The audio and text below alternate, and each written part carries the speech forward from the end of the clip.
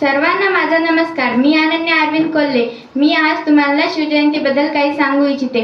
प्रौढ प्रताप पुरंदर क्षत्रिय कुलावतंस सिंहासनाधीश्वर राजाधिराज श्रीमंत श्री श्री श्री छत्रपती शिवाजी महाराज की जय.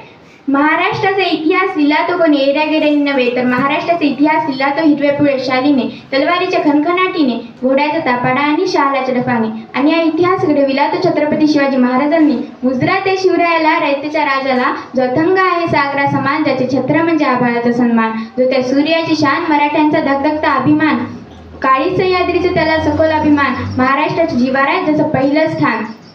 आज आपण ज्या महाराष्ट्रात राहत आहोत तो महाराष्ट्र म्हणजे काय? तो महाराष्ट्र म्हणजे जिजाऊंच्या संस्कारांचा, शिवरायाच्या विचारांचा आणि शंभूच्या पराक्रमाचा साक्षीदार म्हणजे हा महाराष्ट्र.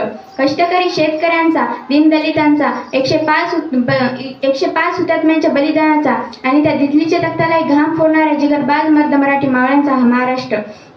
आणि याच महाराष्ट्राच्या मातीत 19 फेब्रुवारी 1630 रोजी एका रत्नाचा जन्म झाला आणि तो म्हणजे छत्रपती शिवाजी महाराज. बंदुकीच्या जोरावर आणि हंटरच्या धाकावर मी अनेक माणसांना इतिहास जगायला शिकवणारी माणसं बघितली, परंतु बंदुकीच्या जोराशिवाय आणि हंटरच्या धाकाशिवाय इतिहास माणसांना वाघाप्रमाणे जगायला शिकवणारा फक्त एकच वाघ बघितला आणि तो म्हणजे छत्रपती शिवाजी महाराज. त्यांनी त्यांच्या आयुष्यामध्ये प्रत्येक वस्तू वापरली आणि माणसं जपली. परंतु आपण मात्र वस्तू जपतो आणि माणसं वापरतो. त्यांनी त्यांच्या दूरदृष्टिकोनाने महाराष्ट्राच्या इतिहासावर सुवर्ण अक्षरांनी इतिहास लिहिला. छत्रपती शिवाजी महाराजांनी रयतेला गुलामगिरीतून मुक्त केले आणि जिजाऊंचे स्वप्न पूर्ण करण्यासाठी स्वराज्य स्थापन केले. मुघलांना सळो की पळो करून सोडले आणि त्यांनी गनिमी कावा व दृढ इच्छाशक्तीच्या जोरावर अनेक किल्ले जिंकले. छत्रपती शिवाजी महाराजांनी नेहमी त्यांच्या आयुष्यामध्ये स्त्रियांचा आदर केला. त्यांनी केलेली प्रत्येक गोष्ट आपल्या मनात ठासून भरलेली आहे. जाता जाता एवढंच सांगावंसं वाटत आहे की देवाकडे एक फूल मागितलं तर देवाने अख्खी बागच दिली. देवाकडे एक घर मागितलं तर देवाने अख्खा राजवाडा दिला.